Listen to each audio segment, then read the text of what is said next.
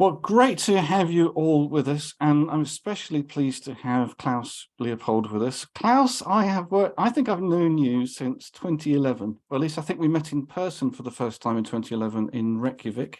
Is that right? Does that sound right? That sounds about right, yeah. Sounds about right. I mean, we were certainly aware of each other's work for quite a bit of time before then. So really great to have you here. It's a while since we've actually met in person. It would have been well before COVID.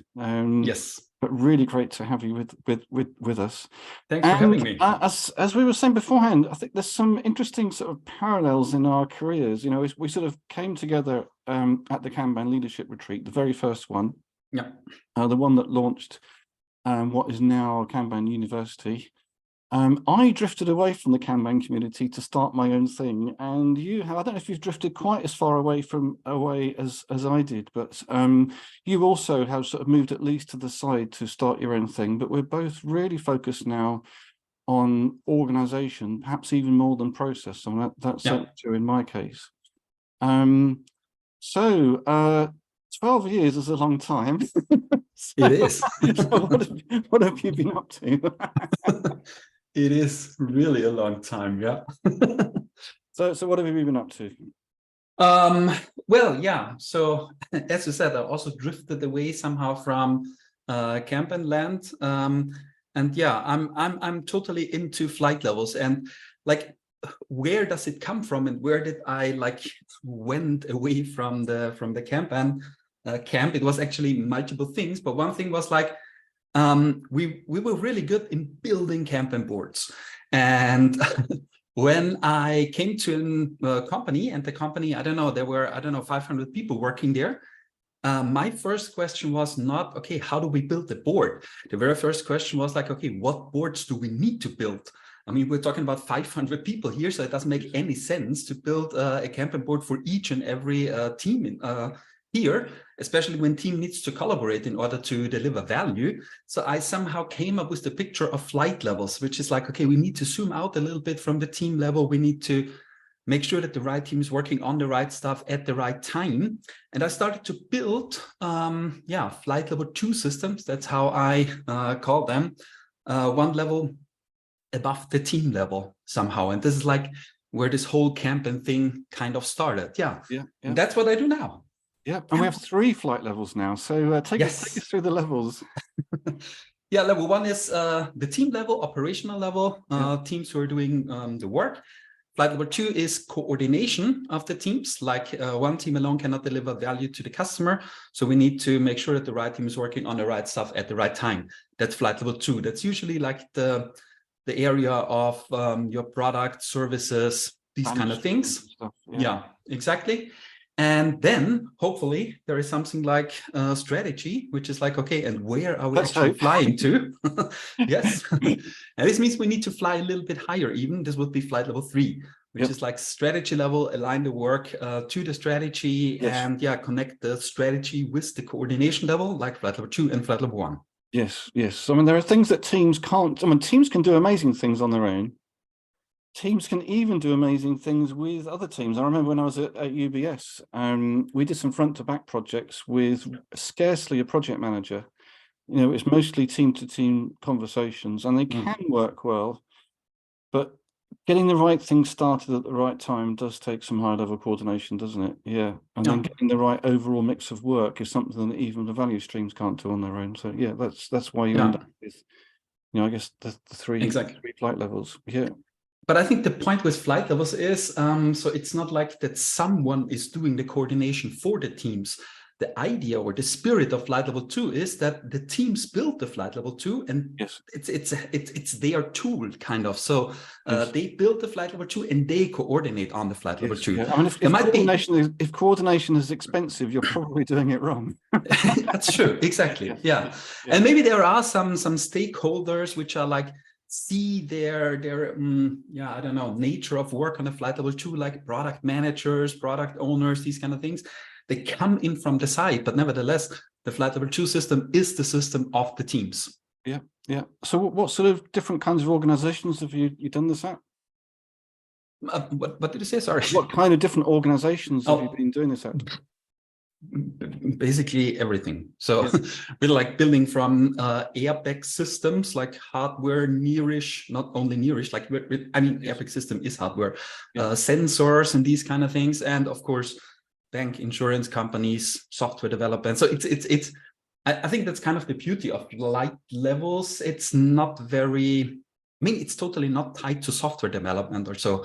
It's just like knowledge work, and people need to coordinate no matter what you do. So it's not Yeah. a huge difference if you are like developing a sensor or if you're developing software in terms of the things you need to do on a meta level, I mean.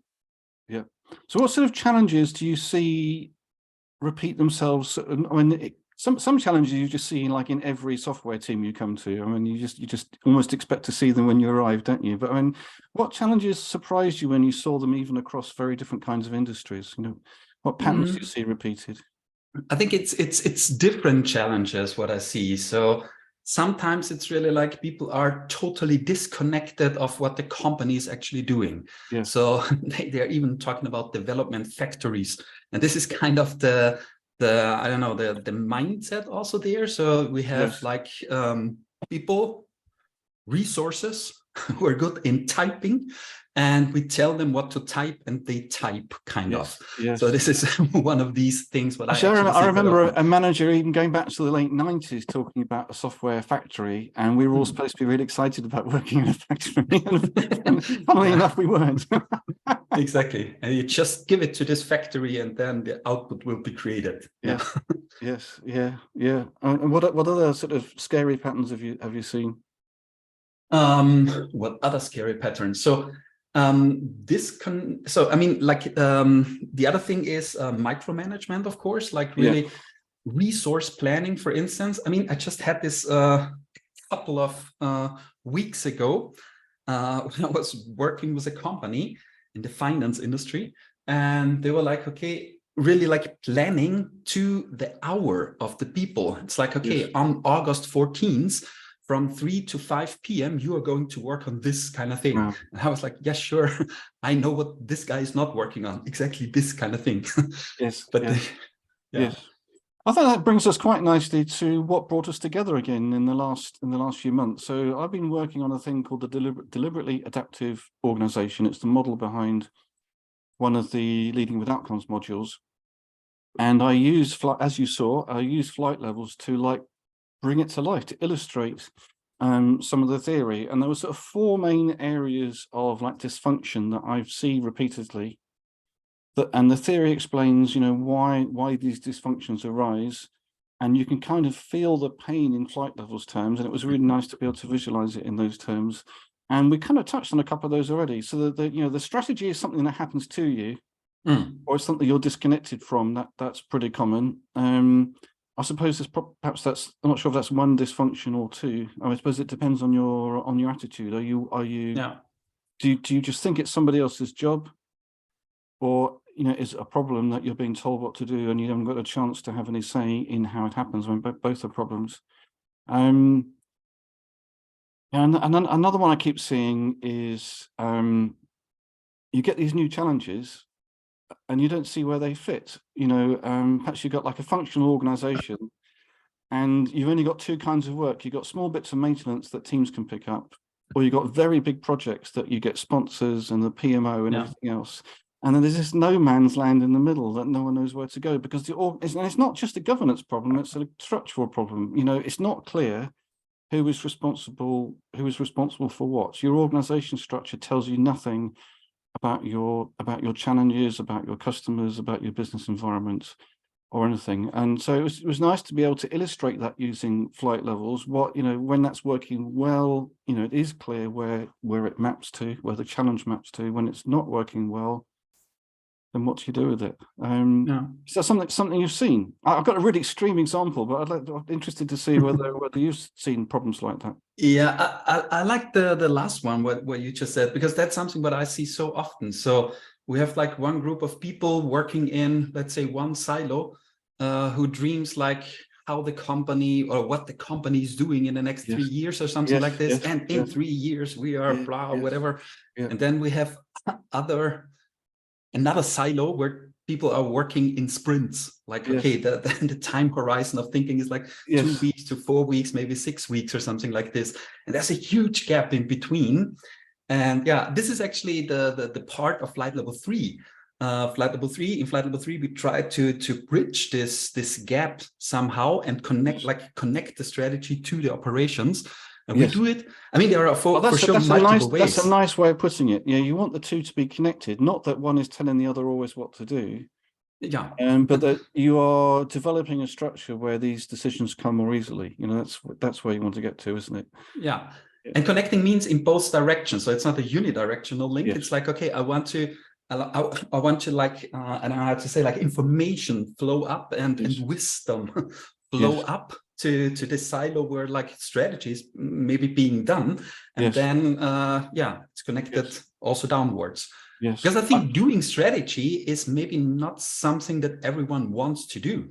I mean, I hate doing strategy, to be honest, because we are talking about the future. And if there's one thing for sure, I don't know how the future is. So it's, for me, it's really like, it's painful work to do strategy work. And I think maybe other people are even feeling the same like this, but this doesn't not mean that we don't need the information, that we don't need the buy-in from these people, so that we, or those who are doing the strategy, can learn or build on their experience. This is what I mean with bidirectional link. Yes, yeah. But at the same time, even people that don't want to be doing like big strategy with a capital S, you know, still at the same time, many of them want to have some influence on how things are done and what areas we're getting into, and and so on.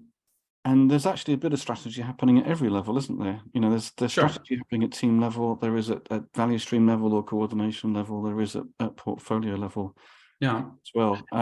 So what in the end, strategic work is operational work. So well, they need to integrate at least, yes. Exactly, yeah. Yes. I said an extreme example for you. I worked with one organization where there was a 7-year plan signed off with the regulator.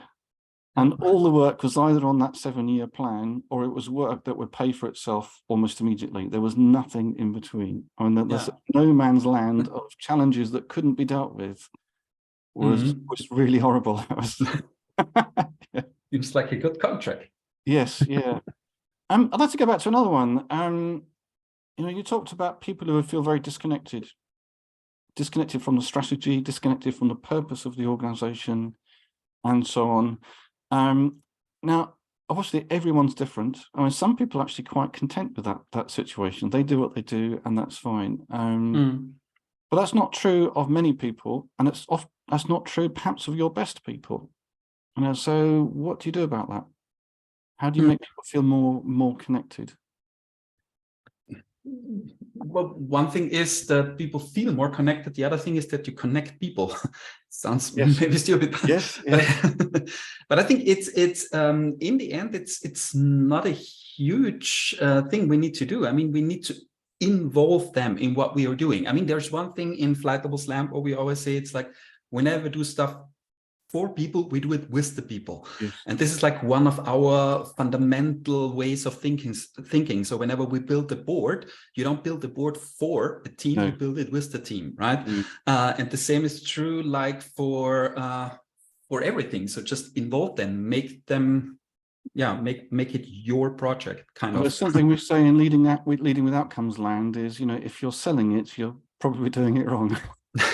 Yeah, exactly. So I mean, it's everything is pull-like, right? So if you don't want to participate, it's maybe not a good idea to force someone to do something. So it needs to be inviting, kind of. And if it is not inviting, maybe something is wrong with what you want to do. Well, the best ideas are ideas that people are motivated to implement, you know. Good. Now, one particular area where I kind of shied away from in leading with outcomes, because I mean, bowing to the expertise of people like you and a few others, is, I mean, you don't spend all your time designing boards now, but reflecting progress at one level at other levels is actually quite difficult, isn't it? I mean, that's, I guess that's what some of your training is addressed at. Now, the way I ducked out of it was thinking, well, some work at the detailed level is perhaps best not represented higher up at all. And actually, it's better to think about how more broadly do you measure progress. It might be about the metrics that you use, for example. So how do you, let me, Christian, I need to mute you. How do we get that right balance between visualizing pieces of work or visualizing our measures of success, our other metrics? And so on? And that must be something you've had to, or both sometimes. I mean, that must be something you wrestle with sometimes. So I mean, when it comes to measurements, so we were talking about things that somehow brought us away a little bit from Camp and Land. Measurement was one of the things which somehow scared me a little bit away.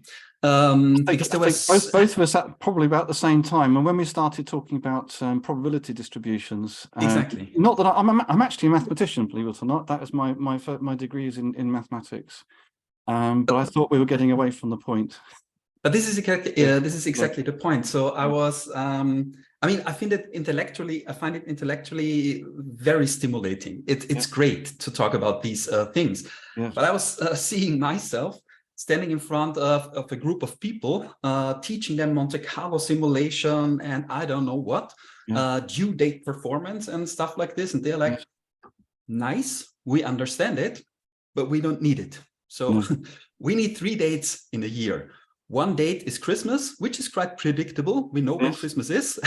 And there are 2 big fairs, I guess it's called in English, right? So we need to show our product there. So our kind of way how we work is we know these 3 dates and we need to put as much great stuff into our product so that we can show it on these 3 dates. So we don't need any Monte Carlo simulation and stuff like this. Right?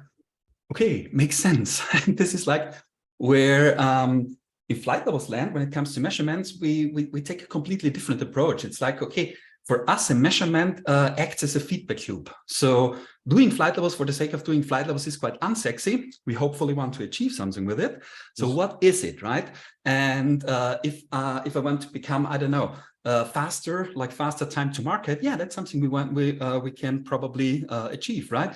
Better customer satisfaction, I don't know what, right? And then we define measurements and they act as a feedback loop. So they tell us, are we getting closer to what we want to achieve or not? And this is how we see measurements. So actually there is not a single measurement that we are like suggesting you need to do. It's always like, what do you want to achieve? And then let's build measurements. I'm even on record of saying, you know, if a consultant is leading with just one metric and isn't showing enough interest in your purpose, then you might want to politely show them the door. You know, it's, it's actually what you're trying to achieve is more important. Now, I came to quite similar conclusions to you by a slightly different route. And that is, you know, if I've worked in, even in quite mature environments, you know, I was a global delivery manager for an investment bank. You know, it's a dynamic environment in one sense, but also it's been around for years. You know, it's not like, it's not like a startup. And I knew that there were tens of thousands of items in our backlog, but there were maybe 10 that really mattered.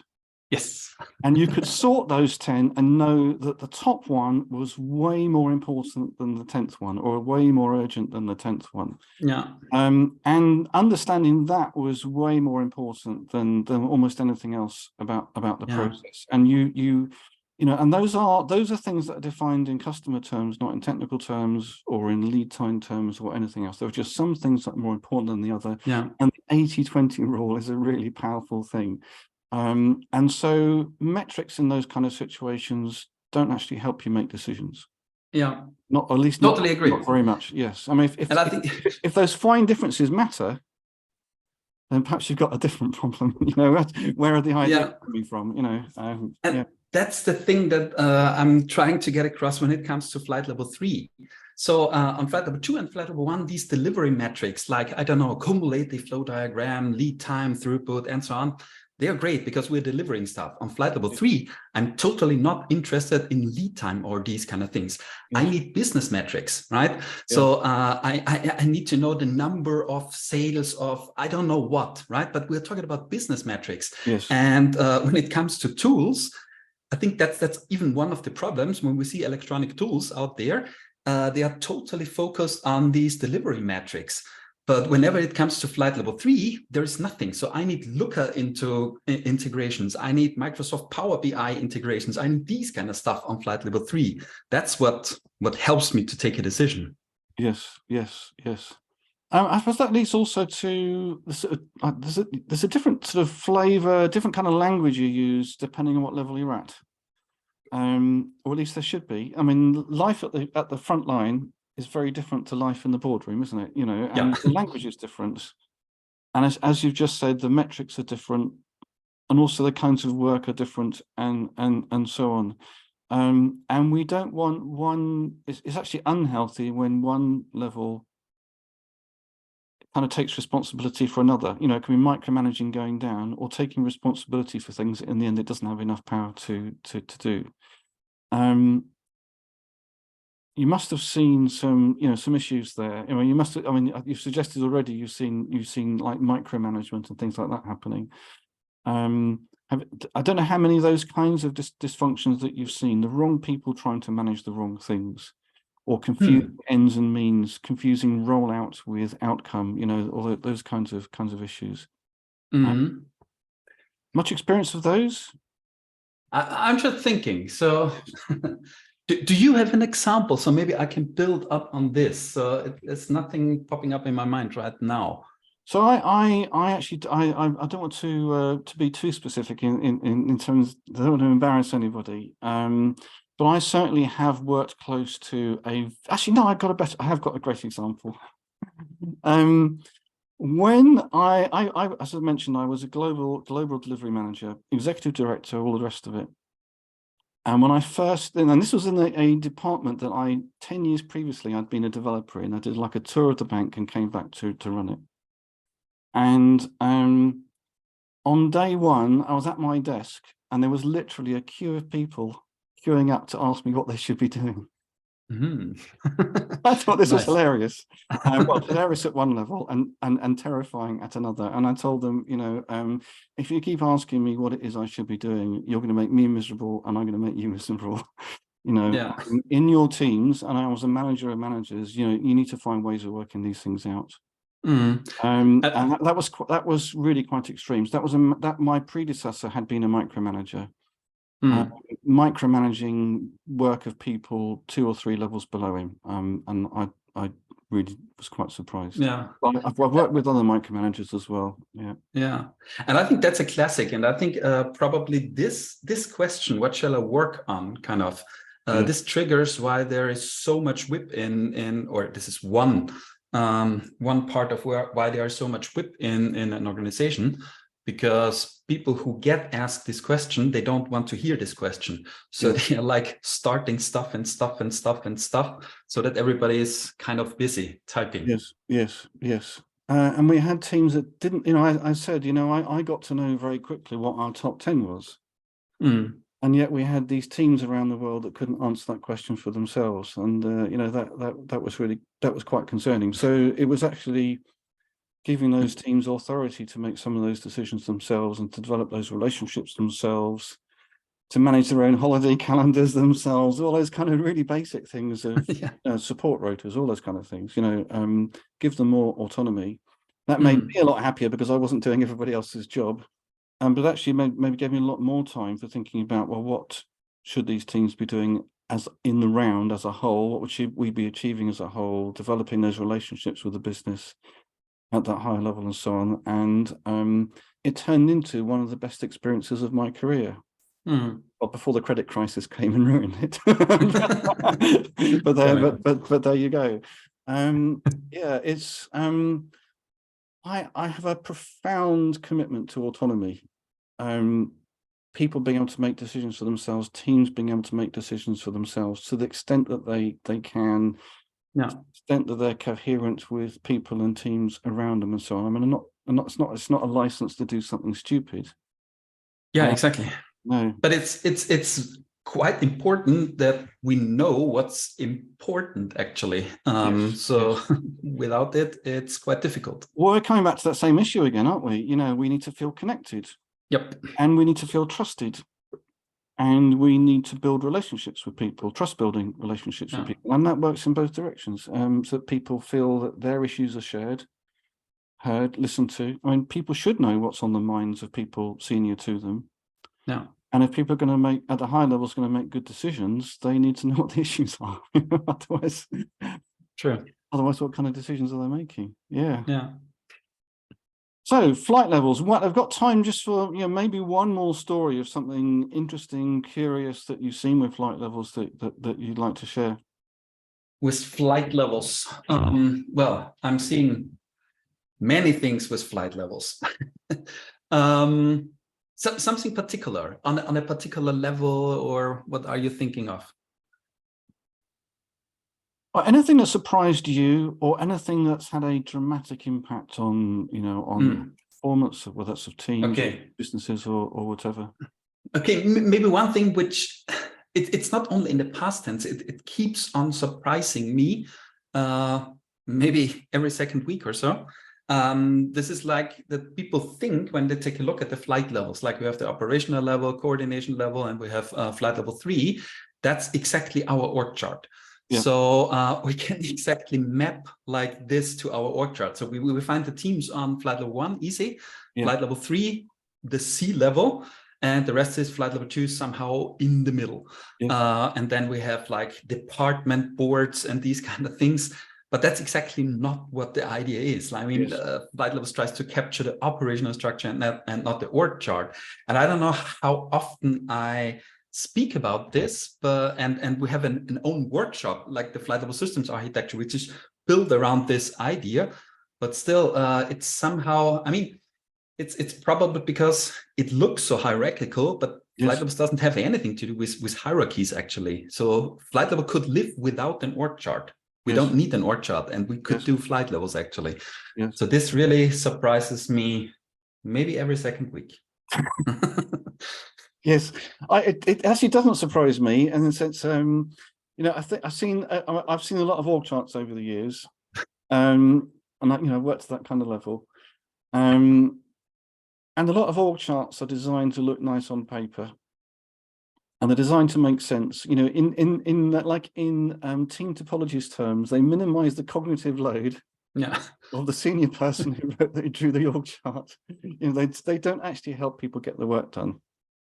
And that's the sad truth of things. And nor do they help the organization map the organization to the real challenges that they face. That's the sad truth of it. And tidy org charts, that's kind of a best practice of the 1920s, not the 2020s.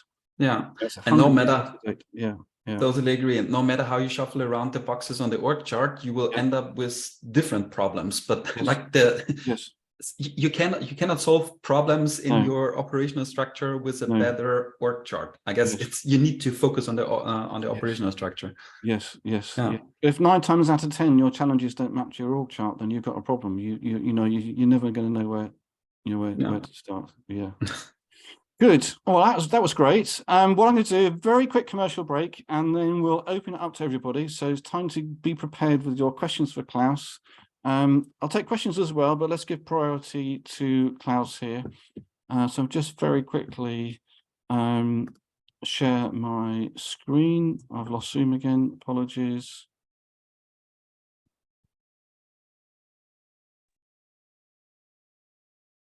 Right, so just very quickly mention that 20th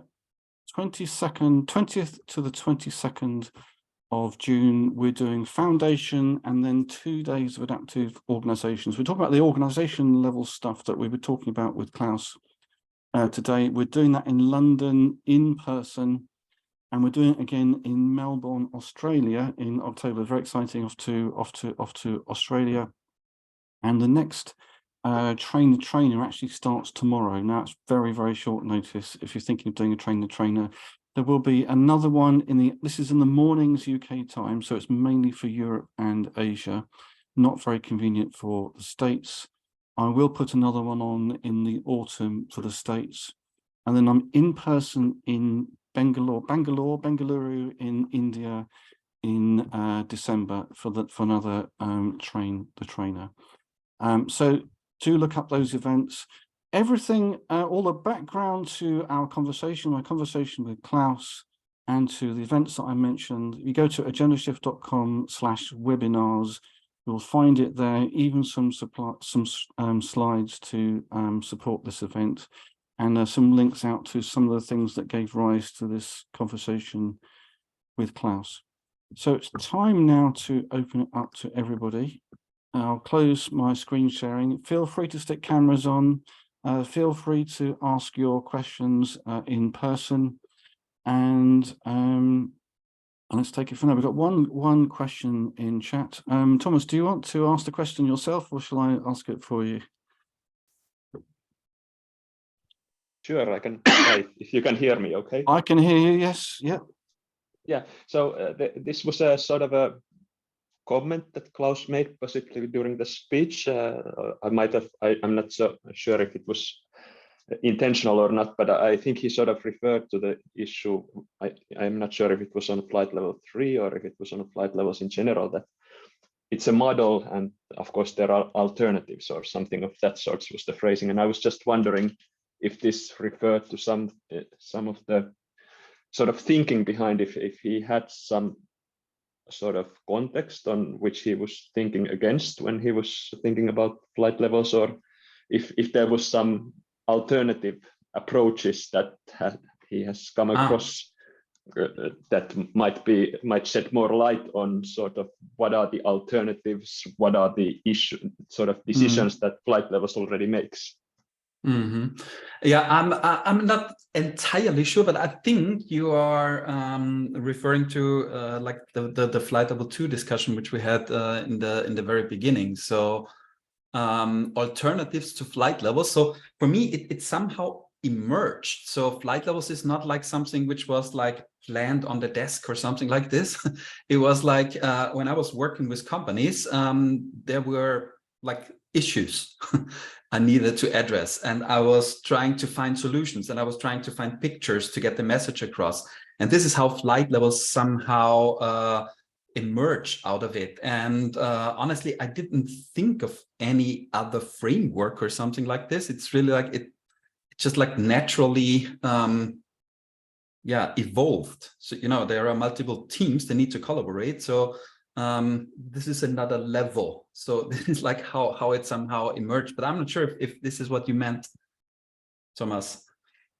Yes, I think that covers it. I was, of course, if and when this came about and you have gone through organizations, I was wondering sort of, do you stumble yourself sort of looking at the way of organization working and they are sort of describing it or structuring it in a different manner, and you sort of start to look at, okay, this is sort of what the thing is about. This is sort of how it relates to flight levels. And do you see yourself thinking about this sort of mapping, or is this more of a way of just connecting to people when you are going through the conversation, rather than trying to sort of look at the ways of working and those sort of things in a sort of a mapping style?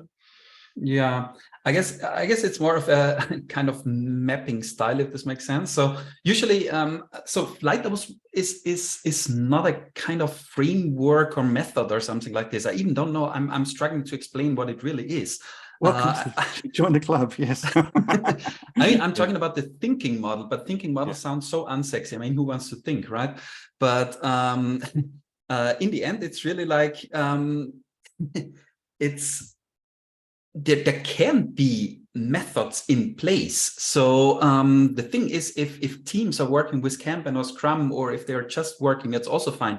You can still build a flight level 2.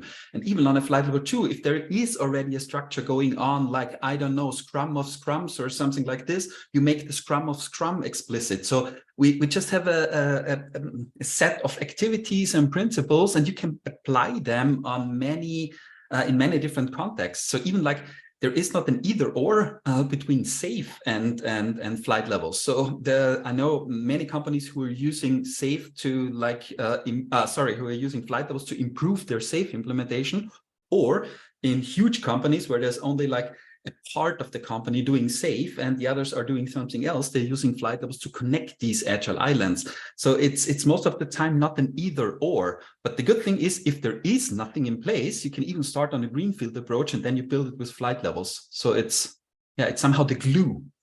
Yes, I mean, Klaus, this is another parallel between me and Klaus. We were both selling something that's not a process framework. Yeah. And it's not an organization framework. You know, it's not safe. It's not the Spotify model. And it's something that works with what you have already. And there more or less theory behind it, more or less practice behind them. But that's the challenge. That's the marketing challenge that both of us have. It really is. Yeah. Yes. Yeah, Tuomas here. Thanks. Yeah, I addressed the issue because the thing that I guess struggling with is what you already alluded to, which is that okay, companies tend to implement, for example, SAFe in a partial state, and it might, like my company's a systems integrator company that has software development, managed services, and so forth. They work with different frameworks, and you need to somehow get. Then there's the issue that okay, someone needs something from the other side, and you start to think that okay, is this a random occurrence? And then it becomes apparent no, it's a business as usual. And then you're like, okay, we have completely different frameworks, completely different sort of business cycles that we are working with that go all the way to the operational ways of working. How do you start to sort of put things together? And that's what I was sort of just trying to figure out. And it seems a couple of useful words: principles and patterns. I mean, Klaus has mentioned principles already. And patterns as well, things that you've seen work before and you understand in what circumstances do they work. Now those are, and that's what both of us are doing. Unfortunately, those are also overused as well. I mean, like principles for SAFe, for example, and those are used to justify a design that's kind of given to you. Now we can argue about how true that statement is, but the principles aren't. You know, you'd apply those principles in context and not necessarily come up with something that looks like SAFe. And that's the difference. And we are much more interested in looking at organizational challenges and having a range of approaches, not necessarily solutions even, but ways of engaging with the organization out of which the good solutions will emerge. I think neither of us are that interested in prescription, are we? You know, that's exactly something again that we have in common. And talking about patterns, the funny thing is I've just scheduled a blog post for tomorrow or the day after tomorrow or so, where I talk about flight level 2 patterns. So flight level 2, like our workshop, is full of patterns. So when it comes to the visualization, we have seen many different ways how companies are dealing with certain things. We show these patterns, and the idea is that you mix and match it together and build your own flight level 2 system out of it. So you cannot do much wrong when it comes to building a flight level sport. There's one thing which really is wrong, and this is like copy another one's flight level 2 system, or like download the flight level 2 template, Jira template or something like this. Yes. This won't work. Yes. I mean, I can speak to the success of doing something a level above Teams as well. I did an exercise. It was actually the same organization that had this 7-year plan, funnily enough. And we did an assessment exercise, and both from the assessment and from talking to people, it was very clear that the organization had a transparency problem. I mean, a really bad transparency problem. And we did the survey, and we saw this rather worrying disconnect between most of the organization saying transparency is terrible, but the leadership team saying transparency is great. But when we actually looked at the data more closely, it wasn't all the leaders.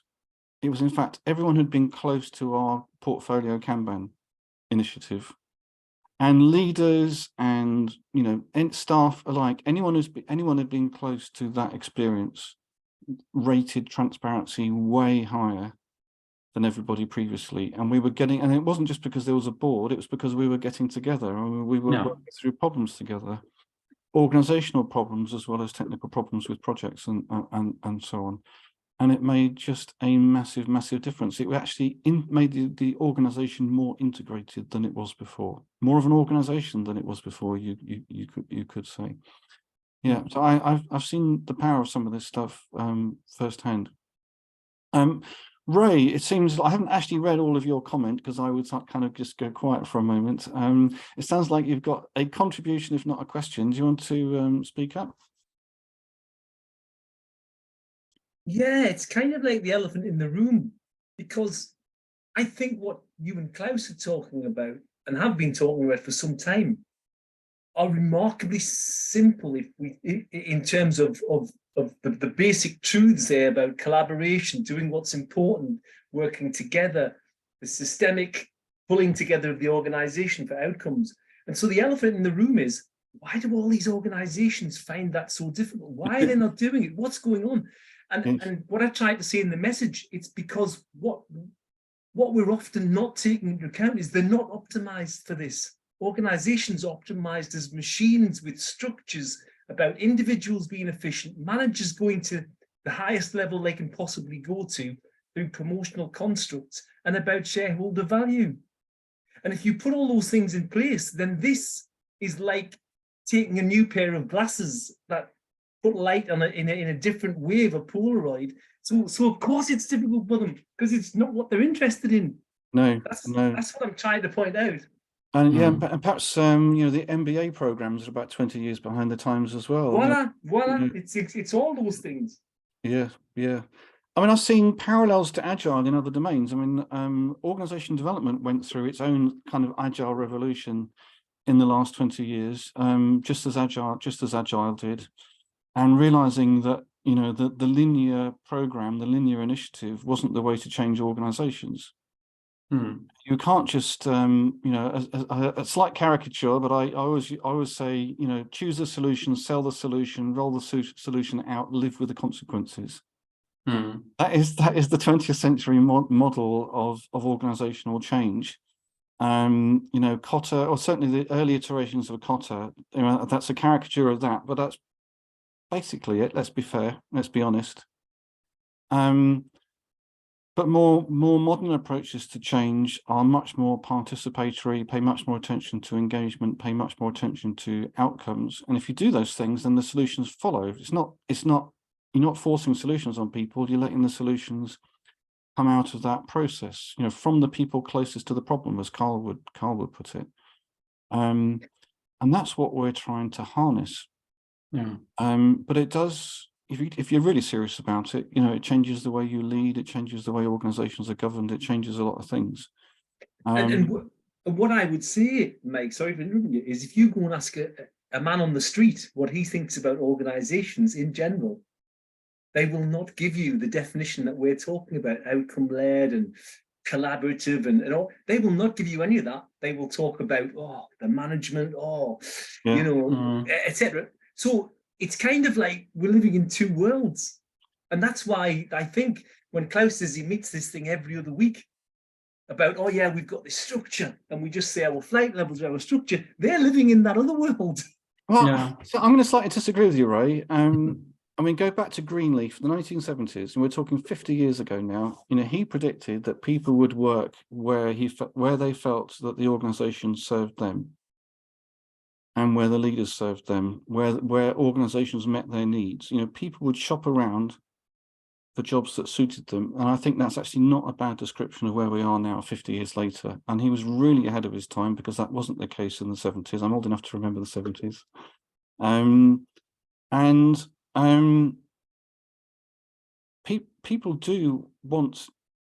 people want, I think, to enjoy their work. People want to get some meaning out of their work. Different people have different reasons for finding meaning out of their work, and it's not actually for us to say what that should be. And that's you know, that's part of, you know, being serious about autonomy and respect for people and everything else. Perhaps all of the above is true. Perhaps it's just the world is such a rich place and it's changing so fast that if we want to change the world, we need to hang on to the bits that seem to be doing it right, encourage the bits that are capable of getting it right to get to move in those sort of directions. And you know, maybe the rest will catch up. I don't know. I mean, I also think it's not black and white. So it's not every organization is like this, because otherwise Mike and I wouldn't have food on our table. But I have lost a lot of weight, but yeah. But I definitely see many like people, managers, so organizations don't think like the people in organizations think of an organization like a machine. and you just need to install this framework there. That's a recipe, you do it, and then you fix whatever is whatever has to be fixed. And that's why we have also frameworks, agile frameworks, maybe those who are even scaled. And it's something like, okay, there is something broken because everybody's doing agile now. So here, a bunch of mechanics, please come in, fix the problem, do some agile magic here, and then everything is fine. So this is this way of this mechanistic thinking. And I think this is not naturally the customer of flight levels, maybe not in the first round, but in the second or in the third round, when they see that this doesn't work, then they might be open. Yeah, I guess in the end that does actually go back to Ray's point as well. Perhaps the buyers are more stuck in this model than the people doing a lot of the work, and that is our challenge. And I've said this before, it's an overused phrase, the paradigm shift, but we are talking about paradigm shifts. You know, outcomes before solutions is a paradigm shift, for example. Pull rather than push. You know, all these things are different to the 20th century MBA paradigm, which still has too much legacy in this century, unfortunately. And those are the people, unfortunately, who've got the checkbooks to pay for the training and to pay for the consultancy and everything else. You know, so these things are hard. Yeah. Ray, is that? I mean, I kind of argued against you, but I've come back to you now. No, it's not. I'm not completely wedded to something being true. I just want to introduce the elephant in the room, being that organizations have a different view of themselves as well. Perhaps it's the paradox, you know. Yeah, what people want and how organizations are actually quite different. And too many people don't even have the words to describe what they want, or don't have the experience to, don't have the experience either. I'm very fortunate, actually. I've worked in some wonderful organizations. I mean, honestly, most of the time I work in wonderful organizations because they are somehow aligned with flight levels and this way of thinking, because otherwise I wouldn't work with them. Won't be there, yes. I won't be there. Yeah. So good. Anyone else? Mike, perhaps, just to confuse things by having another mic on the line. Oh, I can't hear you. I see you Usual speak. thing. I can't know. I can hear you never now. press the button. That's better. How much is it? 48 volts? Yeah, problem.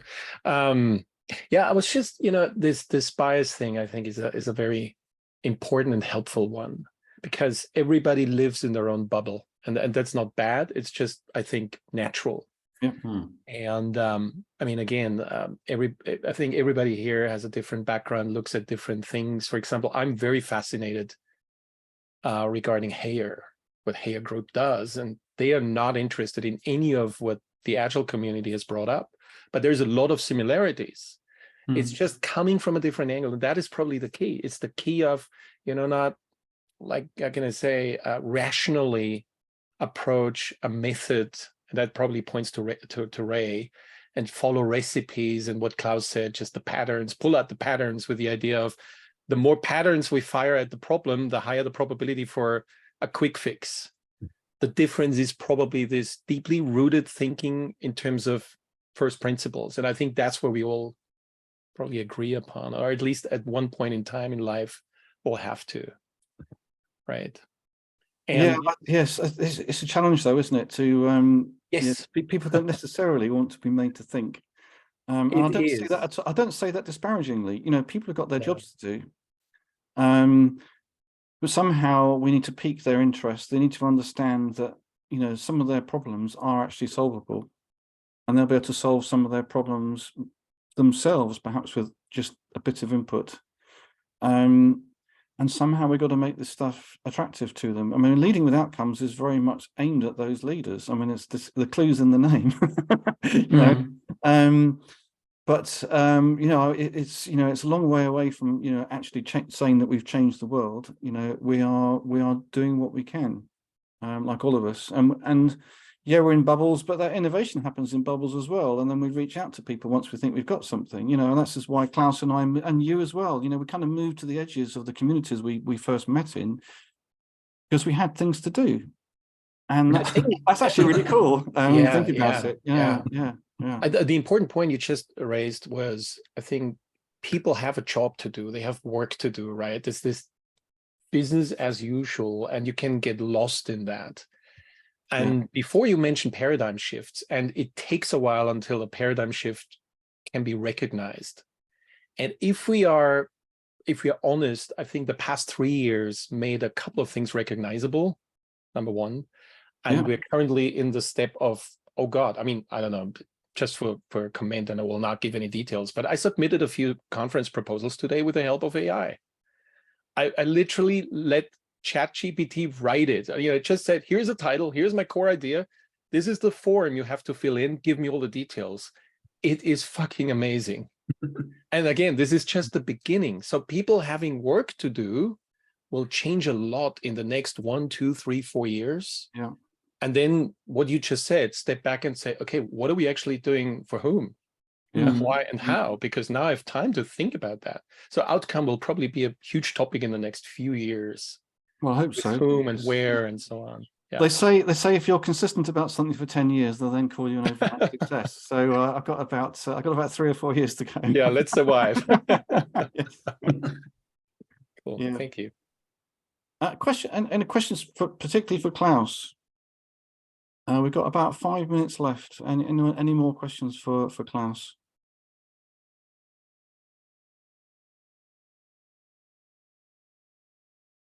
I think that's a no.